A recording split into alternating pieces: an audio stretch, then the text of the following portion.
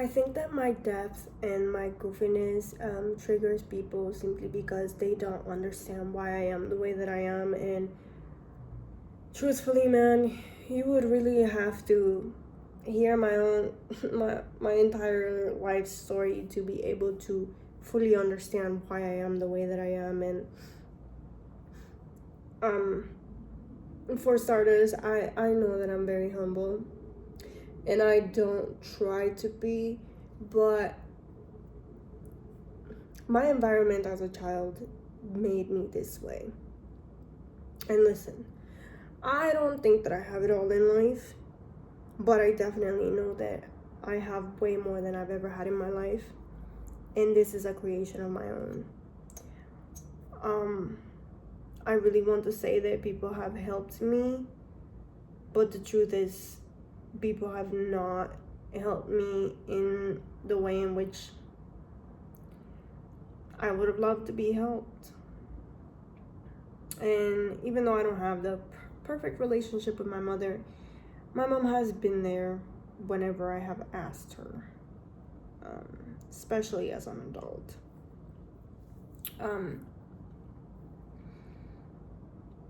I know that I keep myself very calm as much as I can, but you must understand that there is a lot of rage that lives in here.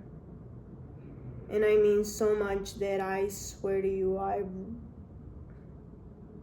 I could fight to the death, and that's not even something to be proud of. But I grew up in a very chaotic environment, and that was just one of the things that carried out.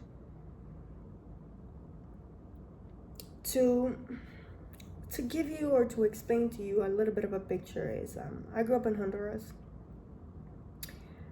I grew up in poverty. I grew up surrounded by it, obviously. I grew up in a broken home. I grew up surrounded by not such good things like gangs and drug dealings and that sort of stuff that a lot of people here in Canada want to pretend that makes them this big bad wolf. And not to judge, but when I see that, I'm like, you don't know anything, bro. You actually know nothing at all. But we all take in all these traits for personalities that we think are going to be good for us, so it is what it is. I would say from the age of 1 to 4, I lived in a house with just my dad and my grandma, and it was made out of wood, and this house had no floor. I think at the end, when I was like 4, closer to 5, then my dad helped my grandma put in like concrete cement so that she would have a floor in there. And then eventually my dad ended up building his own house where it was just me and him, and that's where I grew up until I was like 12. And when I was 12, my mom had already moved to Canada. I think I was 9 at the time, maybe 10. I don't quite remember what age it was when she left, but I know that she had already been here for at least like 3 years. So she ended up going back home, and when she went back home, she wanted to take 2 of my brothers and me, and my dad and my mom only had me, so that's why it was only my father's responsibility. I was supposed to come to Canada just in a way of visiting my mom, but then my dad ended up deciding that it was best for me to stay over here simply because the way my life was looking was not very great. Let's say in 7th grade, over here would be like junior high. Over there is like el colegio. My overall school average was 30%. Mind you, school over there starts in like January, February, and it ends in like September, October. It was like October at this time. My whole yearly my school average was 30%. I was going to a lot of parties at the time. My dad would work a lot overnight, so I would go to parties. I was already drinking. I was already smoking cigarettes. I was already smoking weed. And I just wasn't doing good. Like, the company that I was keeping was not good. I had a lot of drug dealer friends, and you know, it wasn't looking good for my future. So when my mom went back, I think I was 11 years old. No, I was 12. And you know, she ended up bringing us here. And again, I was just supposed to come here to visit my mom, but my dad decided that I was going to stay here because he really thought I was either gonna end in jail, in a plastic bag, or pregnant at 12 or 13. So here I am. I wouldn't say it was really like an easy path or anything like that, because it really has not been. When we came here, obviously my mom is not like super rich. She's at like a very non-successful kind of job, you know, or a job that society would deem as like a successful job. And I ended up going to middle school and high school here. Ever since I was little, I've always had dreams and goals, but I just, you know, I always had this knowing inside of me that I was supposed to be doing like big things, but I just didn't know when, how, or why. And I knew it was connected to, you know, just being myself and creating stuff, whether it was with my hands, with my voice, or just, you know, just creating with my mind. And I don't really know how to explain it. I've always had a knowing in here, and it was not always followed. Like, there were so many times where, you know, I went back to drinking and smoking and doing drugs and not making the best decisions for myself or my life. Making a lot of decisions that my inner guidance that I've always had didn't really make me feel good about it. You know what I mean? Like, I carried a lot of shame and guilt throughout my life because I just kept making shitty ass fucking decisions. Because the truth is, I carried on a lot of fucking trauma and pain that I just did not want to deal with. And I never truly gave myself the space to process any of it. To be honest, nobody really taught me how to create space to process any of these things. Nobody in my family knew how to do any of these things. So what the fuck were they supposed to teach me? Other than to just get a job and try to live being in survival mode forever, you know? I am a full-grown adult now. This year I am going to be 28 years old.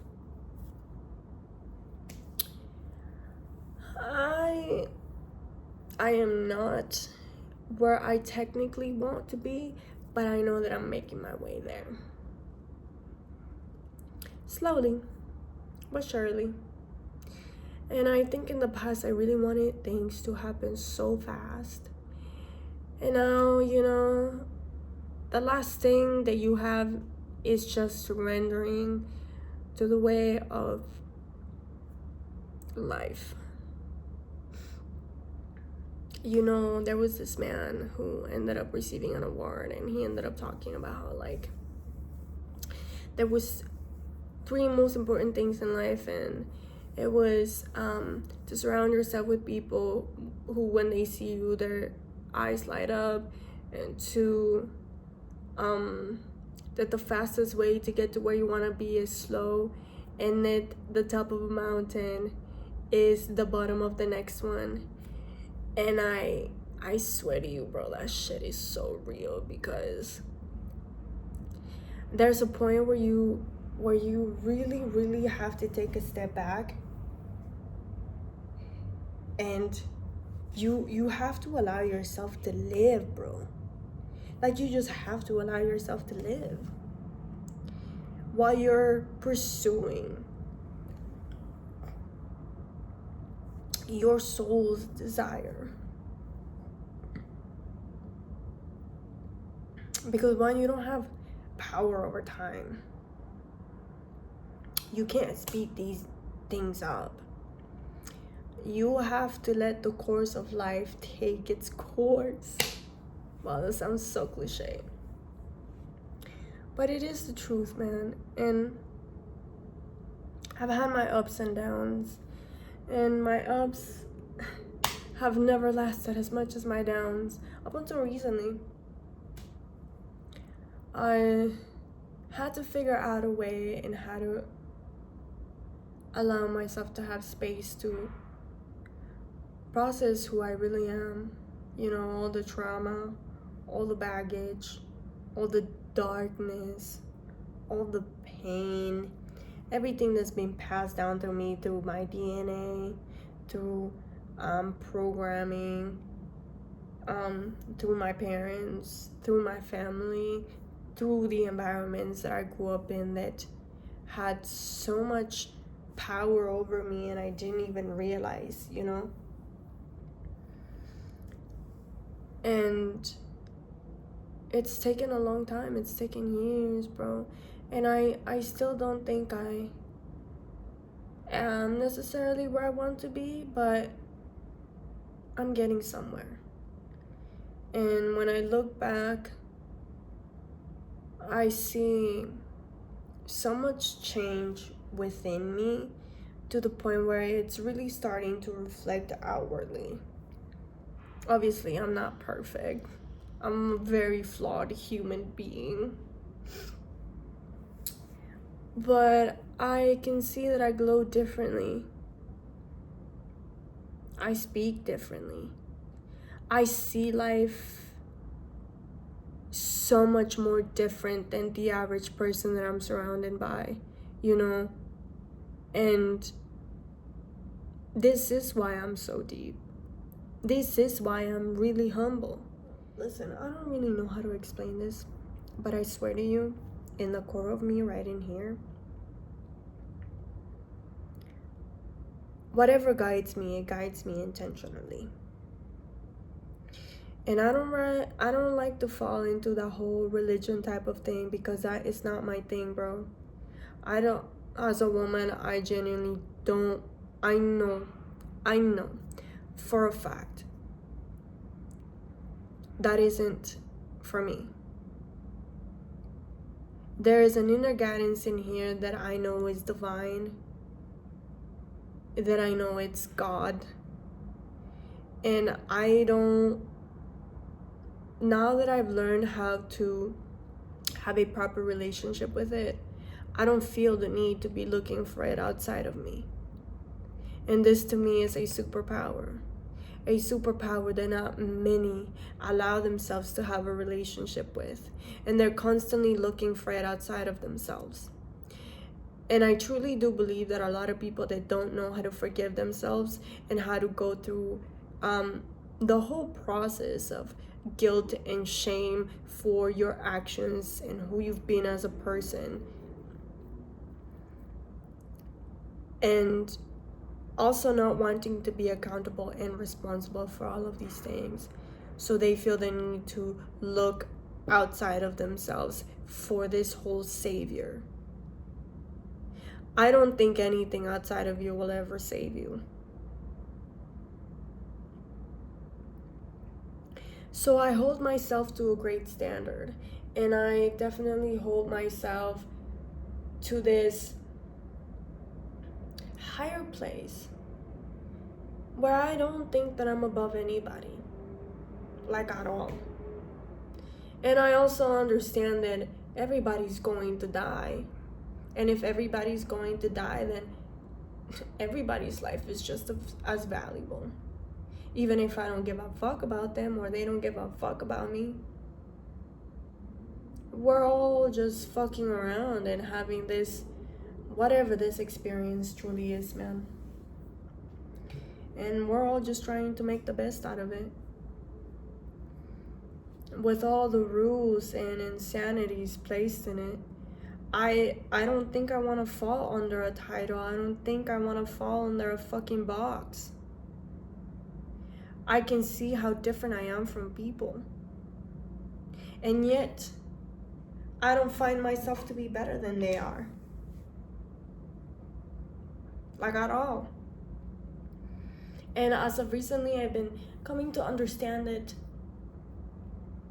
there are definitely ways of thinking that I am above of. And my life is the most valuable thing that I have for myself and to myself. But that doesn't mean that it has to be for other people. Just like other people's life doesn't have to be for me. You know, we all have so many different paths that we could choose or not to. And a lot of the things that we fall under when it comes to our experience in life have been from the choices we have made as people, as human.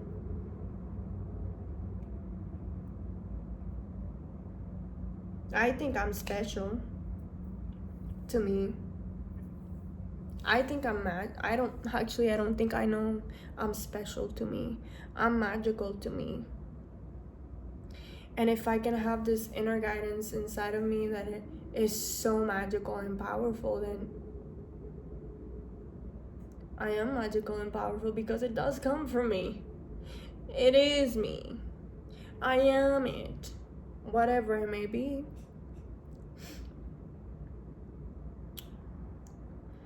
And so,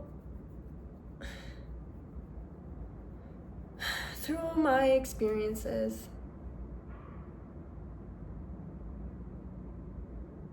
even though I've always known that there is something great inside of me, coming from where I come from and then having the life that I have now, this person over here never knew that she was going to end up being here. And this person over here is so amazed by everything that she's been through, because even through her mistakes and her mishaps and not being the greatest person to other people, she has allowed herself to forgive herself, and that requires a lot of humility and a lot of depth. A lot of chasing your shadow. Not chasing, oh my gosh. A lot of facing your shadow. Maybe I had to chase it. I don't know. A lot of really having to look at yourself. Take a deep fucking look at it. Look at the darkness of you. That is deep. That is not an easy task. That is something that a lot of people actually avoid doing. Because it hurts. Again, shame, guilt, embarrassment. Nobody wants to feel these things. Nobody wants to go through it. But you have to. You have to, because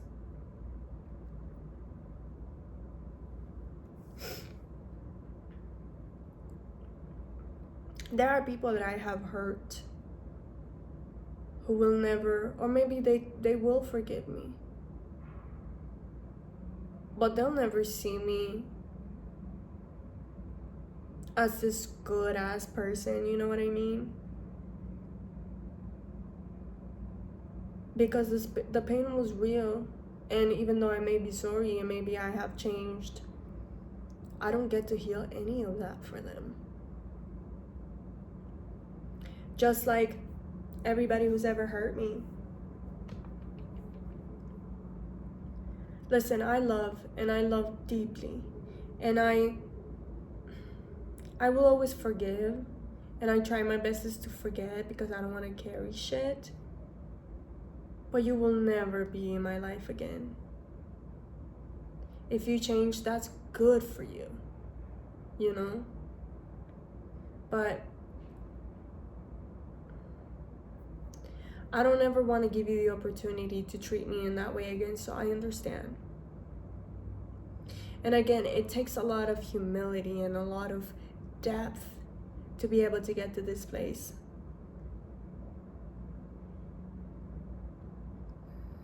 And this to me, this is not the attributes of someone who's a loser. Regardless of how society may make it seem that you're supposed to be, there are so many different ways to be successful, man. There is not just one. And considering where I come from, I think I'm winning. I don't think so. I know so.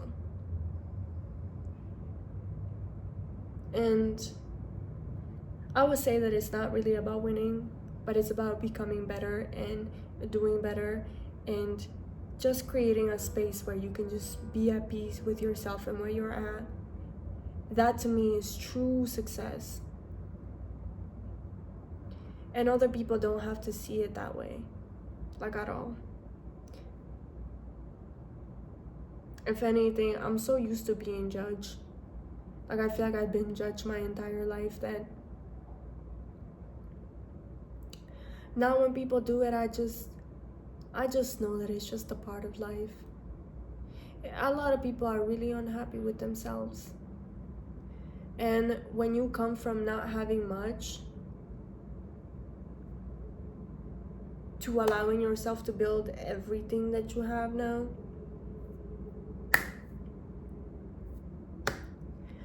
I've made it in so many different ways that people will never realize because they're so caught on the newest car, the newest home, the baddest bitches, wasting money on bottles, making themselves look like they got it all.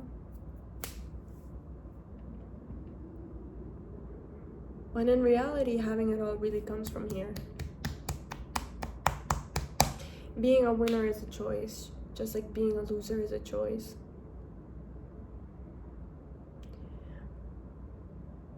You don't have to fall under the boxes the world has shaped up. You can create your own.